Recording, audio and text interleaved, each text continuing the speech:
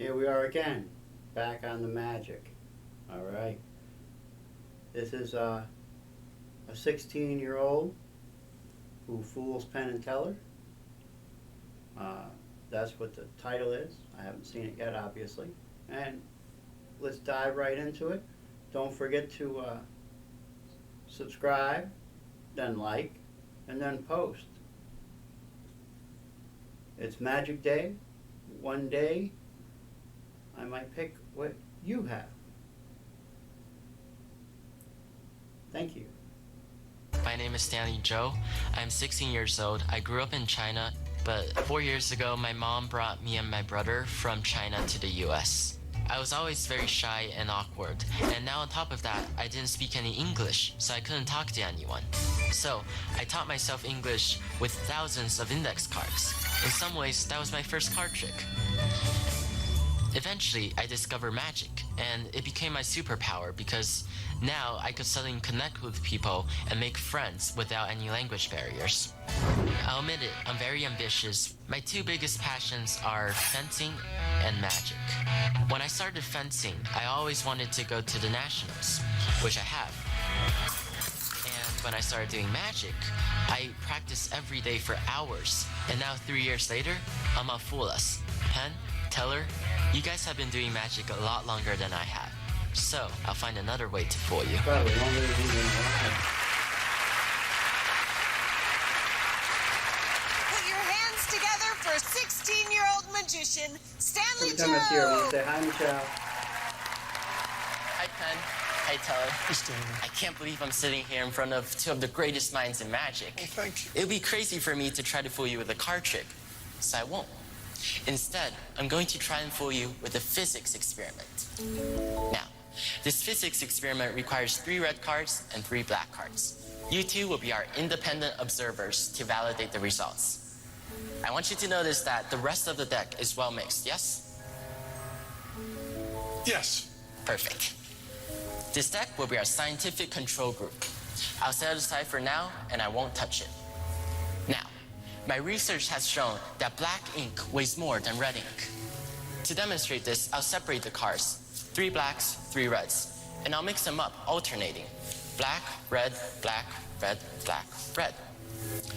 If I pick them up and drop them, the heavier black ink will cause the black cards to pass through the red cards and end up on the bottom.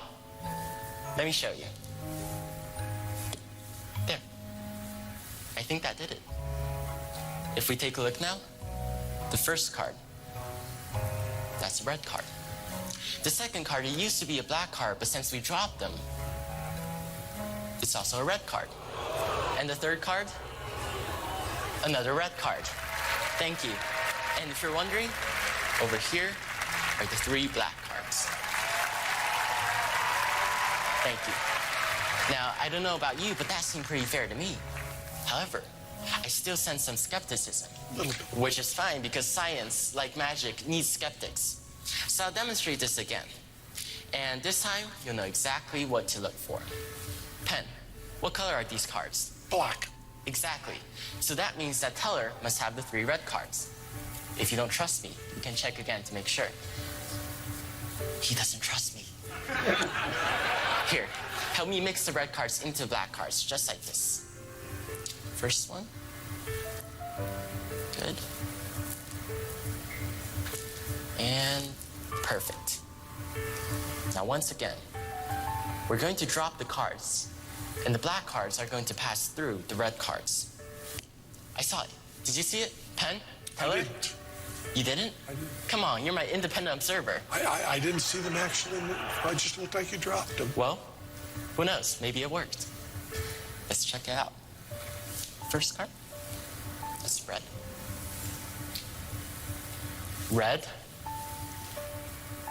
And red. Thank you. And over here, thank you.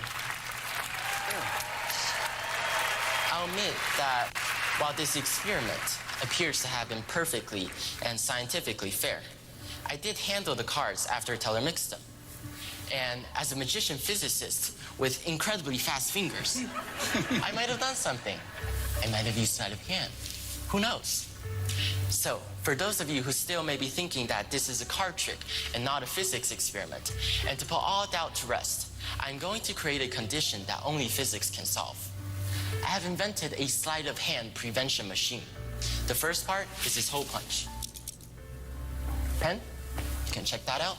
And the second part is the paper fastener. Okay. Teller, you can take a look at that. Now to prevent sleight of hand, we just punch a hole in each one of my fingers. Just kidding. What we're actually gonna do is punch a hole in the cards. There we go. That's good.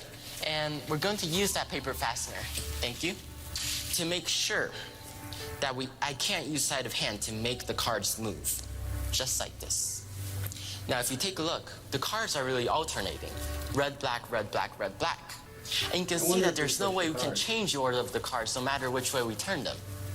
And if you think about it, if this were a card trick, the paper fastener will make it impossible. But this isn't a card trick. It's a physics experiment. I think that did it. Look, that's red, red, and red, and black, black, and black. But that's not all. You see, the real physical evidence is in our control group, this deck of cards.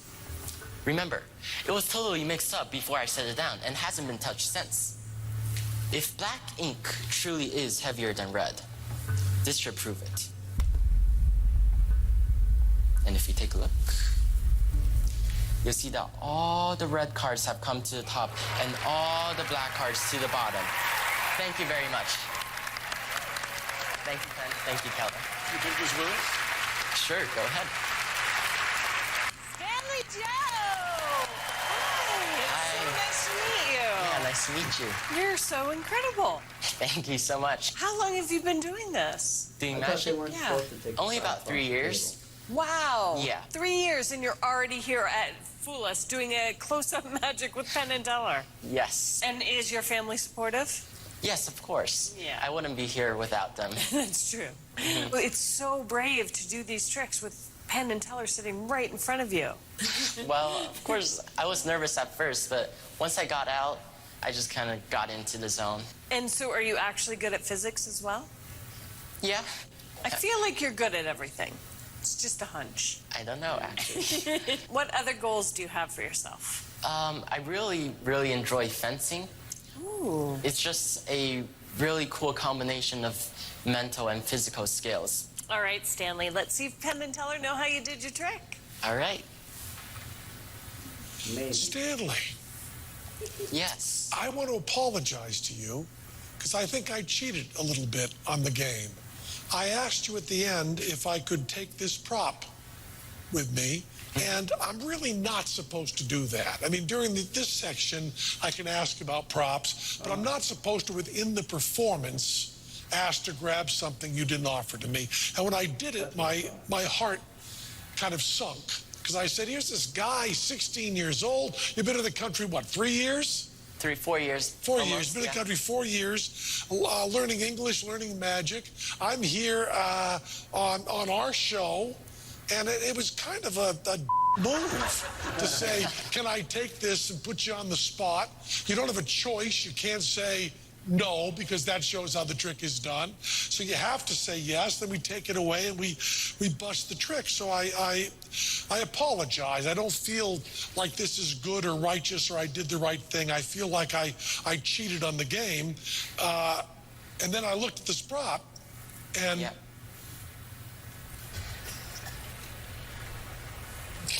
you fooled us. Doesn't really matter, does it? I'm kind of exonerated from my cheating because you fooled us anyway. Well, that was great. Like, subscribe, and Penn and Teller can be fooled.